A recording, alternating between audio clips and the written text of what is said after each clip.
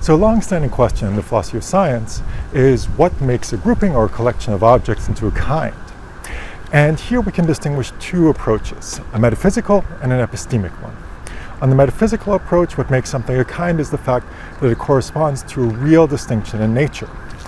On the epistemic approach, what makes something a kind is the fact that this grouping supports the epistemic goals of inquiry in some form or other. I myself like the epistemic approaches to kinds, in part because they promise to capture commonalities between natural and social kinds, a point emphasized by Rebecca Mason in her Philosophy Compass article. An epistemic approach need not be anti-realist or idealist. On the epistemic approach, by definition, a natural kind or a kind more generally is something that supports inquiry. But it may well be the case that the factors in virtue of which a particular grouping can play this role are precisely objective or suitably mind-independent factors. And in this paper, I want to argue against what I take to be the dominant version of the epistemic approach, according to which induction is the key epistemic goal that has to be served by a kind in order to be a kind, and instead argue that we should think of explanation as that key epistemic goal. To make the argument, I'll describe a surprising feature of many higher level disciplines, both in the social and the natural sciences, namely the continued existence of a mismatch between the extension of the kinds recognized by these disciplines and the scope of the generalizations these disciplines formulate. And I'll argue that this fact of continued mismatch is best accounted for by a theory of kinds that prioritizes explanation, not induction or prediction, as the key epistemic goal that kinds need to serve. Central to my approach is the notion of a non-strict generalization, and here's what I mean by that. A generalization that predicates the property P of the kind K is non-strict exactly if the generalization can be true, even if there are some K's that aren't P. And generalizations about species are really clear examples of non-strict generalizations in this sense. Ravens are black, even though some aren't. Tigers have stripes, even though some don't, and so on. But this is also true of the social sciences, as in, for instance, the law of demand in economics. It's not always true that when the price of a good rises, demand for it goes down. At least at first glance, it's surprising that these disciplines continue to formulate such non-strict generalizations, because at least in the more fundamental disciplines, kinds are modified when practitioners see that they cannot formulate universal generalizations about these kinds. That modification might take the form of replacing the kinds wholesale or dividing them into finer, more finely individuated kinds or what have you. And examples of this abound. The old story about jade being distinguished into jadeite and nephrite. Gold being distinguished from fool's gold. And physical systems being categorized in terms of relatively abstract categories, such as being a harmonic oscillator, as opposed to being involving a spring. But strikingly, we don't see this kind of adjustment in the extension of the kinds in the special sciences. Instead, they continue to maintain relatively broad kinds and then rely on some other mechanism to appropriately restrict the scope of the generalizations at issue on a case-by-case basis in order to separate the members of the kind to which the generalization applies from those to which it does not. And this is the fact that a theory of kinds should explain, and it's the fact that I'm most interested in this paper. Since it's going to be important, I'm going to give it a name. I'm going to call this fact continued mismatch. And it's just the fact that the special sciences continue to deploy kinds whose extension requires formulating non-strict generalizations. So in line with the epistemic approach that I'm pursuing here, the first step of the answer is obvious. Somehow, the fact of continued mismatch has to serve the epistemic aims of the disciplines that continue to formulate non-strict generalizations. But this is just a programmatic first step. The question is how to develop it so that we can evaluate it. And at this point, it'll be really useful for me to talk about a really popular conception of kinds, the homeostatic property cluster conception of kinds, because it'll allow me to introduce some framework assumptions and also to motivate my own account in part by contrast with the HPC view. A useful metaphor in the context of kind making is the metaphor of a cluster, What makes a kind is the fact that various other properties cluster around it. The more properties in the cluster, the more theoretically useful the kind. The metaphor is motivated by the idea that a lot of inquiry aims at finding true generalizations about members of a kind, generalizations that predicate properties of that kind. To say that a property is part of the cluster around the kind is just to say that such a generalization is to be discovered. And we can see why the size of the cluster goes along with the theoretical fruitfulness of the kind. A larger cluster means that there is more to be discovered. The metaphor is also useful because it allows us to easily mark differences between disciplines in what makes a kind, based on the type of generalizations these disciplines aim to discover. Suppose we're dealing with a domain in which inquiry aims at universal generalizations, for instance, generalizations about what all samples of a chemical element have in common. In that case, the clustering relationship is very demanding. A property is a member of the cluster around, say, gold, exactly when that property is shared by all samples of gold. But if a domain of inquiry aims at something less strict than universal generalizations, the corresponding clustering relationship is also less strict. To illustrate, let me turn to the account of kinds that Ron Mallon gives in his The Construction of Human Kinds from 2016, where he describes the homeostatic property cluster conception. Mallon suggests that there are, of course, many categories that one might use in daily life, and such as being prematurely bald, being a hybrid car owner, or having a last name that starts with the letter Q. And such properties may well be useful for formulating a few shallow generalizations. But these shallow groupings need to be distinguished from the theoretically powerful social kinds, and a theory of kinds should tell us how to draw that distinction. And according to Mallon, where there are representations distinguishing category members, the members can come to be increasingly differentiated. I argue that such social categories can be human kinds, which is to say kinds that support induction, prediction, explanation, and intervention in some or another of our inductive projects. In line with many proponents of the HPC account of kinds, Mallon mentions induction, prediction, and explanation in a single breath, though it is clear that induction is first among equals. This is made even more explicit in Richard Boyd's work, who first developed the HPC account. Here's what he says. It is a truism that the philosophical theory of natural kinds is about how classificatory schemes come to contribute to the epistemic reliability of inductive and explanatory practices. On this approach to kinds and inquiry, the clustering relationship is defined in the first instance functionally. Property P is a member of the cluster centered on kind K, exactly when a generalization that attributes P to K can be established inductively. This is a really powerful idea, and to illustrate just how powerful it is, let me derive from this functional starting point substantive constraints on clustering and on the content of the generalizations being established.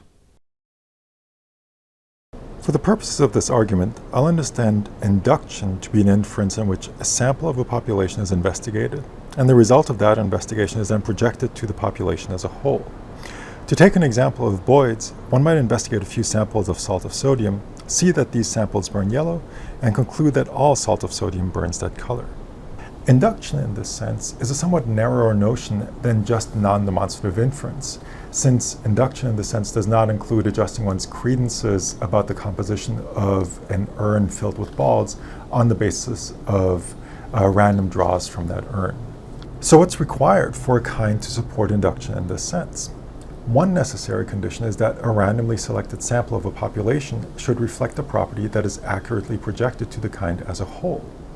Suppose that the true generalization is that members of kind K have property P, not R or S.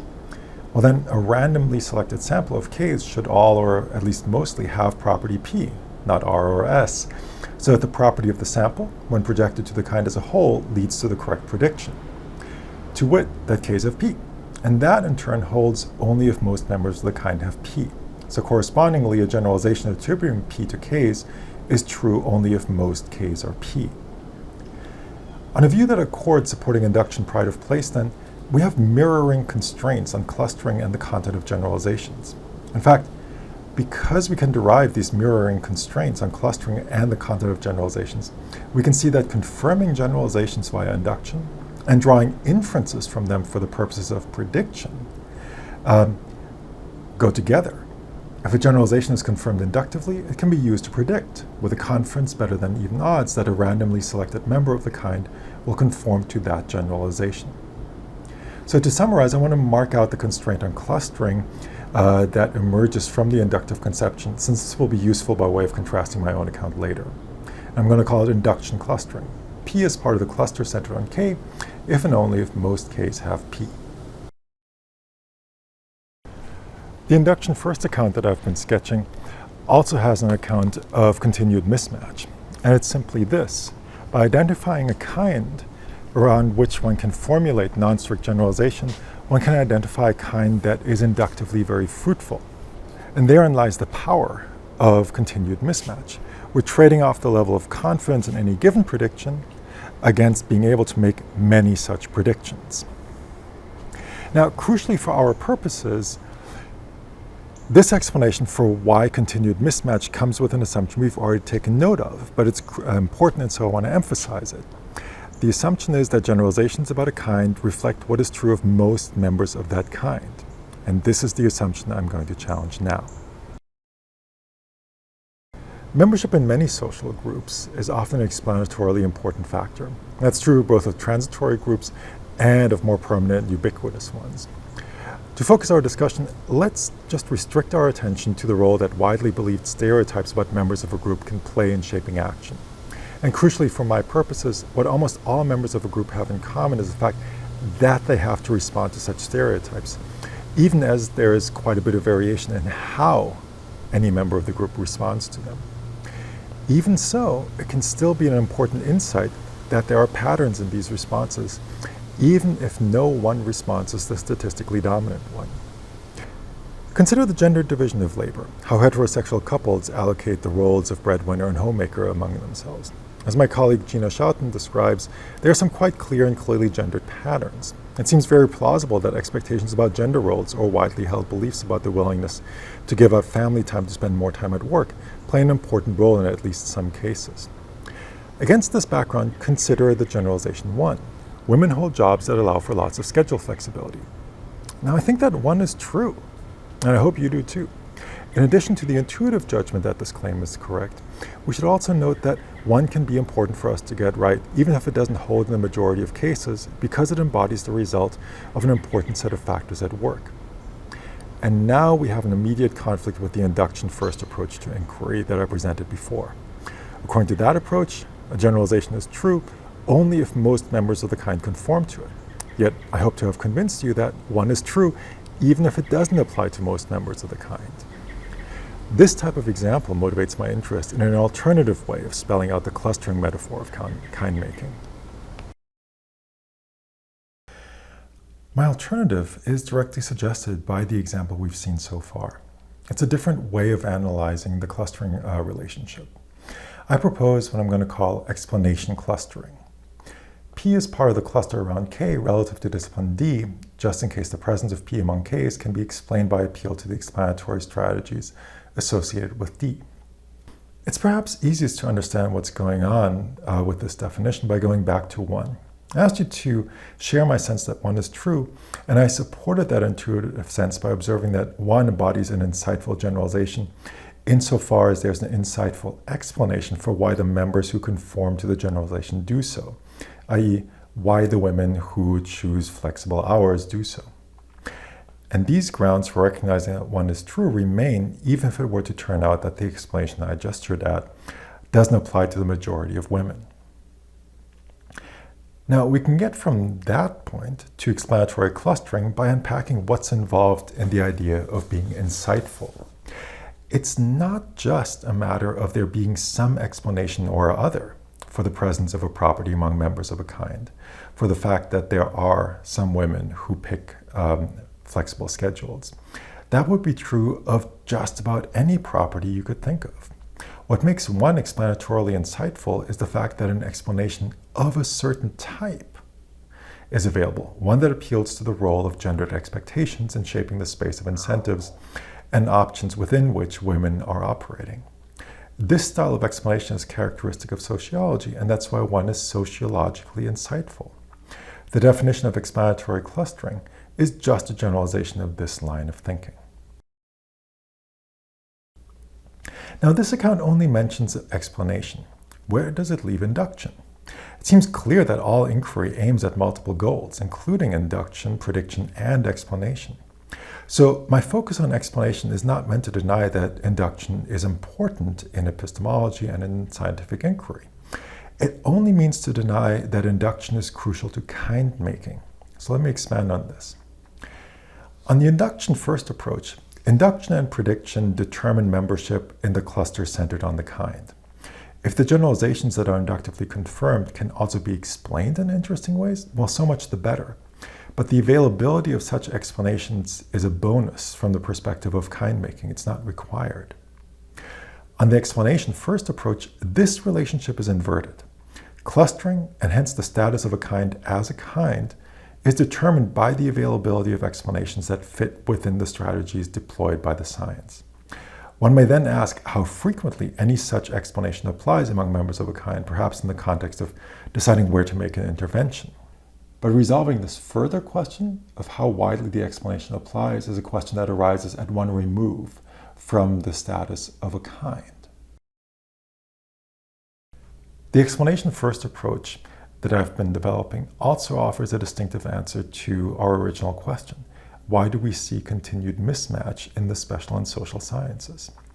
I suggest that it embodies a type of explanatory unification, although it's one that's quite different from the notion that was originally introduced by Kitcher.